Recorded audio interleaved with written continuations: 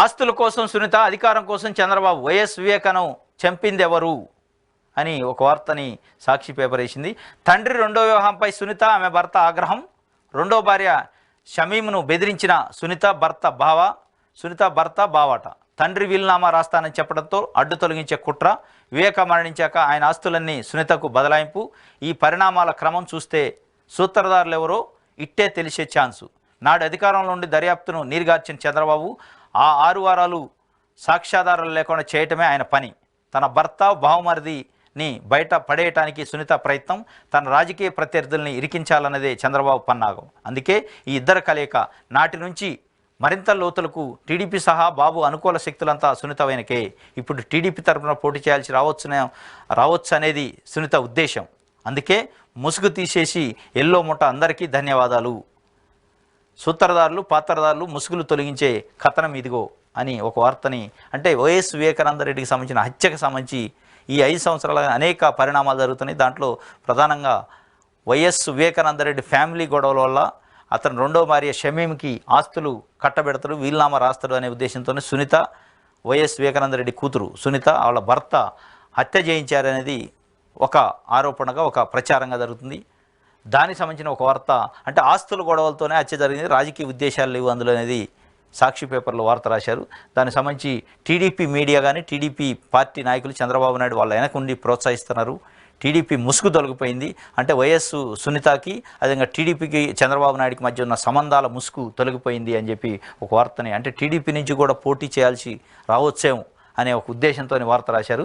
YS Vivekananda Reddy హత్య జరిగినప్పుడు ముఖ్యమంత్రి స్థానంలో అధికారంలో ఉన్న చంద్రబాబు నాయుడే ఇప్పుడు అమాయకంగా హత్య చేసింది ఎవరు అని ప్రశ్నిస్తున్నారు.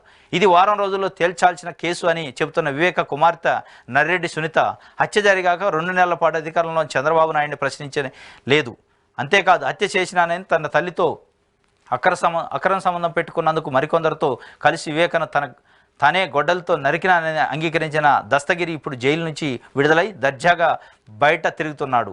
సునీతకు ఆమె భర్త నర్రెడ్డి రాజశేఖర రెడ్డికి ఆత్మీయుడిగా మారాడు. చంద్రబాబు అనుకూల మీడియాకు వీఐపీ నాయకుడైపోయాడు. వివేక గుండెపోటుతో చనిపోయినారని సునీత బావగారు శివప్రకాష్ రెడ్డితో సహా పలువురికి ఫోన్లు చేసి చెప్పిన నాటి టీడీపీ మంత్రి ఆదినారాయణ రెడ్డి తర్వాత ఓడిపోవడంతో బీజేపీలోకి ప్రయాణించారు.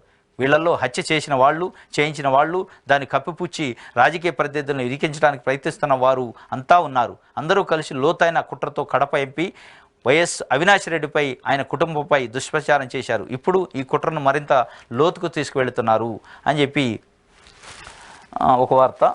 ఇది మొత్తానికి వైఎస్ వివేకానందరెడ్డి కుటుంబంలో ఆయనకున్న రెండో భార్య వల్ల వాళ్ళకి ఆస్తుల గొడవలు రావడం వల్ల నర్రెడ్డి రాజశేఖర రెడ్డి, వైఎస్ సునీత భర్త వైఎస్ సునీత ఈ ఆస్తుల కోసమే అతను హత్య చేశారు. ఆ హత్యని వైసీపీ నాయకుడు కడప ఎంపీ వైఎస్ అవినాష్ రెడ్డి పైన మోపే ప్రయత్నం చేశారు. ఆ ప్రయత్నంలో భాగంగా చంద్రబాబు నాయుడు యొక్క సలహాలు, వారి యొక్క సహకారము, వారి యొక్క మీడియా సహకారం తీసుకున్నారు అని చెప్పి స్పష్టంగా సాక్షి పేపర్ రాస్తున్న పరిస్థితి. దీనిపైన ఏపీలో మరి ఏ విధంగా చర్చ జరుగుతుందో చూడాలి. ఇది మొత్తానికి అయితే ఒక కన్ఫ్యూజన్ అయితే క్రియేట్ అయింది. గతంలో వైఎస్ అవినాష్ రెడ్డి చేసిండు అనేది కొంత ప్రచారం జరిగింది. ఇప్పుడు వైఎస్ సునీత వాళ్ళ యొక్క భర్త అన్న, అంటే సునీత బావగారు వీళ్ళంతా కలిసి ఆస్తుల కోసం చంపారనేది కూడా ఒక అనుమానం, ఒక చర్చ జరుగుతుంది. ఏపీలో దీనిపైన కూడా చర్చ జరుగుతుంది. స్పష్టంగా వైఎస్ వివేకానందరెడ్డిని అవినాష్ రెడ్డి చంపిండి అనేది కొద్ది రోజులు ప్రచారం జరిగినప్పటికీ ఇప్పుడు ఆ అనుమానాలు తొలగిపోతున్నాయి. ఇదంతా ఏదో ఫ్యామిలీ గొడవ తప్ప దీంట్లో రాజకీయ ఉద్దేశం లేదు, రాజకీయ గొడవలు కాదు అనేది కొంత కంక్లూజన్కి